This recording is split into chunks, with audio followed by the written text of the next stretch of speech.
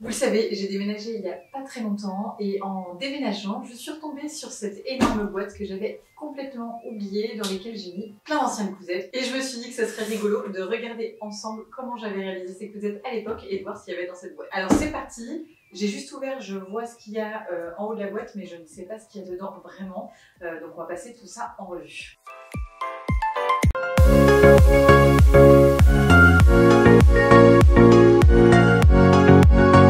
La pièce que j'avais vue en premier, c'est celle-ci. Et celle-là, je m'en rappelle très bien. Cette robe, il s'agit de Alma, de chez Louis-Antoinette Paris. Ils organisaient tous les ans des concours qui s'appelaient Hack la mode. Et c'était des concours où ils offraient un patron gratuit et il fallait hacker ce patron. Et il y avait 3 gagnants, le plus beau hack, la meilleure mise en scène. Je ne sais plus exactement les catégories des gagnants. Mais j'avais réalisé cette robe dans le cadre de ce concours. À l'époque, j'étais une toute petite influenceuse couture, je faisais vraiment ça pour m'amuser, j'avais mon travail à côté. Et du coup, j'adorais être sur Instagram et j'adorais la marque Louis-Antoinette Paris. J'essaierai de vous trouver un schéma technique de la robe, parce que moi-même, je ne me rappelle plus exactement comment était la robe de base. Je sais que j'ai modifié les manches et je sais qu'elle était moins cintrée et que j'avais cintré de nouveau. Ce que je me rappelle aussi, c'est qu'à l'époque, j'étais très fière de cette réalisation, qu'elle avait été assez technique. Peut-être même que j'avais ajouté le col, parce que c'est possible que le col ne vienne pas de ce patron-là à la base. Et donc voilà, j'étais très fière de cette robe, mais quand je vois les finitions, clairement, ça laisse à désirer. Au niveau de la patte de boutonnage, il n'y a même pas de rentrée, je sais pas comment j'ai fait ça. Passons à l'intérieur. Ah, la patte de boutonnage du bas est plutôt jolie et réussie, sur l'envers comme sur l'endroit. Donc là, c'est l'endroit, elle est plutôt belle, l'envers, elle est plutôt jolie aussi. Si on omet le fait que le thermocollant dépasse de 1 cm, c'est quand même pas très joli, mais bon, bref. Passons. Je pense qu'à l'époque, je n'avais pas surjeteuse, j'en suis même quasi sûre, parce que toutes les coutures ne sont pas finies, ne sont pas surjetées. Clairement, ça, c'est un truc qui m'a vraiment fait améliorer la qualité de mes cousettes et leur durabilité aussi, parce que les coutures vieillissent quand même beaucoup mieux, ça s'effiloche pas. C'est le fait d'avoir une surjeteuse. Bon, le tissu, à l'époque, j'étais totalement fan. Maintenant, clairement moins. Par contre, je suis toujours aussi fan du croquet au niveau du col.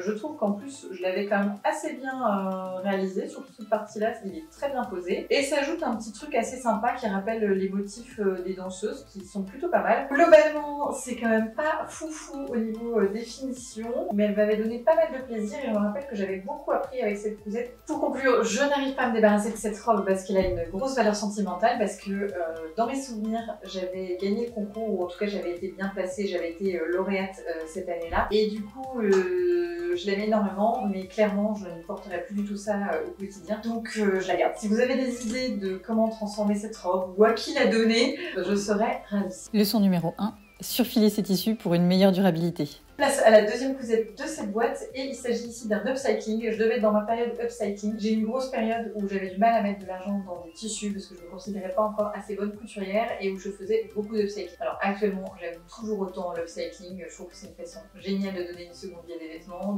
qui sont pas forcément portés. Je trouve que c'est l'occasion idéale pour s'entraîner et faire des cousettes sympas assez rapidement parce qu'on peut réutiliser tous les points techniques qui sont déjà présents sur en l'occurrence ici une chemise. J'aime toujours autant et celle-ci je la trouve plutôt chouette et franchement il faudrait que je la repasse de nouveau parce que je suis sûre que je pourrais la porter de nouveau cet été. C'était une ancienne chemise de mon papa qui était trop grande. Si vous me suivez, vous savez sans doute que mon papa est décédé en début d'année, donc ça fait tout bizarre de revoir cette chemise. Ce que j'avais fait, c'est que j'avais coupé au niveau en dessous de la poitrine par rapport à moi. J'avais froncé toute la partie basse. Malgré le fait que ça soit du XXL, c'était un petit peu court pour réaliser une robe entière. Et donc j'avais rajouté une bande de wax à la fin. Je me rappelle m'être inspirée d'une robe mage à l'époque. J'essaierai de retrouver la photo d'inspiration. Je la trouve toujours aussi sympa. J'avais même pris le temps de réaliser des petits passants pour ajouter une ceinture ici pour rendre la robe mieux finie. Et j'avais également ajouté un petit triangle de wax comme ça à l'arrière avec des étiquettes qui étaient horribles. Je n'avais clairement toujours pas de surjeteuse, je ne prenais même pas le temps visiblement de surfiler. Au niveau de la patte de boutonnage, c'est pas mal, et au niveau de l'ourlet, je m'en suis bien sortie aussi. C'est un vrai ourlet qui est là, qui a le mérite d'exister. Par contre, visiblement, je n'avais pas envie de faire des ourlets. Alors c'est vrai que je l'ai reporté, je la portais, je me rappelle, avec des ourlets au niveau des manches. un petit peu remonté, mais clairement ça n'aurait pas été du luxe de faire un petit point. Pour conclure, celle-ci je la trouve vraiment chouette et je pense que je pourrais la porter encore aujourd'hui, même si les finitions ne sont pas incroyables. Donc je vais essayer de la repasser et de l'intégrer de nouveau dans ma garde-robe. Leçon numéro 2, upcycler. Mais n'oubliez pas de faire vos ourlets quand même. Troisième cousette. Et là, je vois que j'avais ma surjeteuse. On voit quand même l'amélioration. À l'intérieur est beaucoup plus propre. Comme je vous disais, de toute façon, le fait d'avoir une surjeteuse, ça change quand même tout d'un point de vue finition, parce que ici on dirait un petit top du commerce. Alors je me rappelle très bien de ce tissu, c'était un Vichy chez les Coupons de Saint-Pierre. C'est vrai que quand j'ai commencé la couture, j'ai beaucoup cousu de tissu de chez les Coupons de Saint-Pierre, parce que c'était quand même abordable d'un point de vue financier. Je sais pourquoi ce top là est dans cette boîte et que je n'ai malheureusement pas porté, c'est que les manches est très petite pour moi. J'ai des bras assez larges. C'est clairement trop serré au niveau du bras. Au début, je me rendais pas forcément compte qu'il fallait que je modifie parfois certains patrons de bras. Celui-ci, je ne l'avais pas modifié et je ne sais même plus de quel patron j'étais partie coudre celui-ci. Mais voilà, il était un peu juste au niveau des bras. Il faudrait que je le propose à une de mes sœurs parce que si ça se trouve, elle le porterait avec plaisir. Et elle est quand même très sympa cette petite blouse.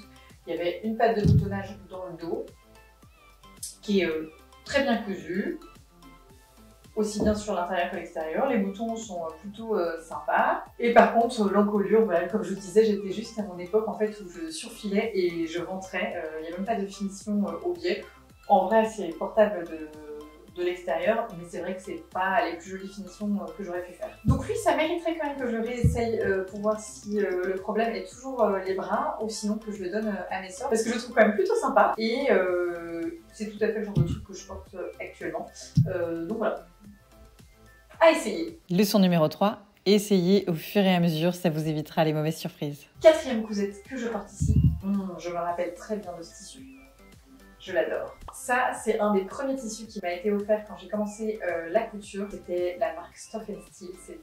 Maintenant ça s'appelle Safe Paint. Ils sont basés à Copenhague. En plus, ils font des tissus de super qualité que je couds encore actuellement maintenant et que j'aime beaucoup. J'avais réalisé ça parce que c'était un patron gratuit de chez Marie-Claire Idé. Un patron de chemisette gratuit qui est maintenant devenu payant.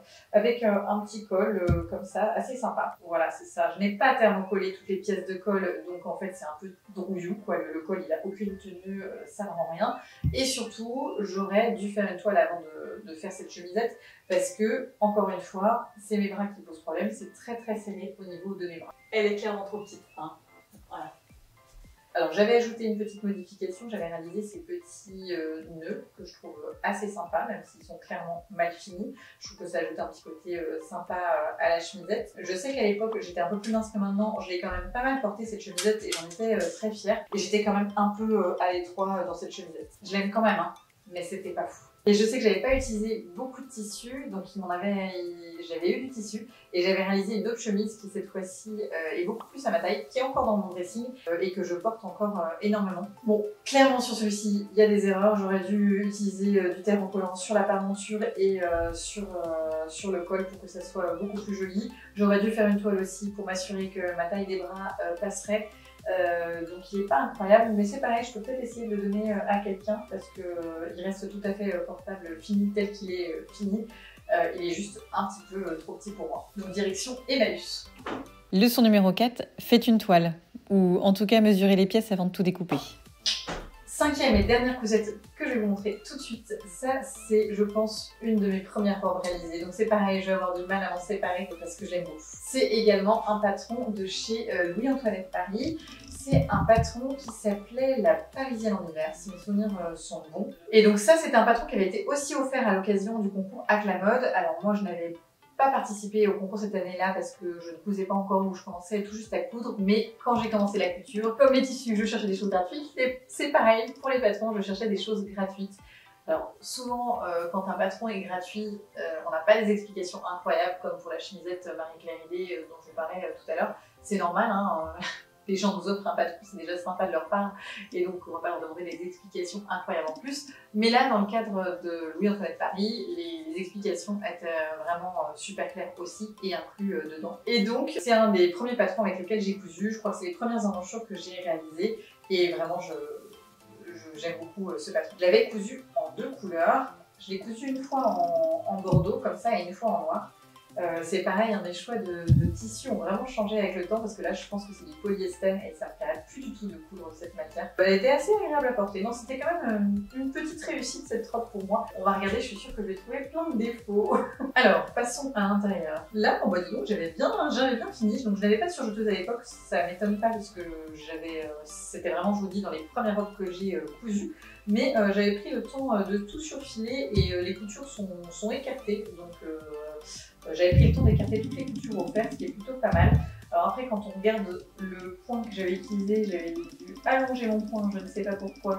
À l'époque, je cousais sur une vieille machine Ikea, donc c'était quand même pas incroyable. Peut-être qu'elle avait du mal à passer les épaisseurs à un moment, j'avais dû allonger le point et oublier de le désallonger. Et c'est vrai que quand on voit ici, quand je regarde à travers, je vois que la couture est quand même assez fragile. C'était une robe un peu en deux parties comme ça, en effet trompe-l'œil, et qui était doublée en dessous.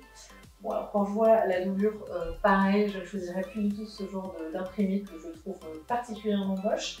Mais bon, on n'était pas censé l'avoir non plus tout le temps. Et pour le coup, c'est du coton, donc ça reste très agréable à porter. Et pour l'arrière, j'avais utilisé un ruban que je trouve assez joli, qui donnait beaucoup de chic à cette robe. Et puis pour être honnête avec vous, le style de la robe maintenant me plairait plus du tout. Donc je la garde celle-là aussi, parce que d'un point de vue émotionnel, je l'aime énormément, mais clairement, elle n'était pas folle. Et je sais que j'avais quand même fait une modif, c'est que j'avais ajouté ce petit volant là, ici.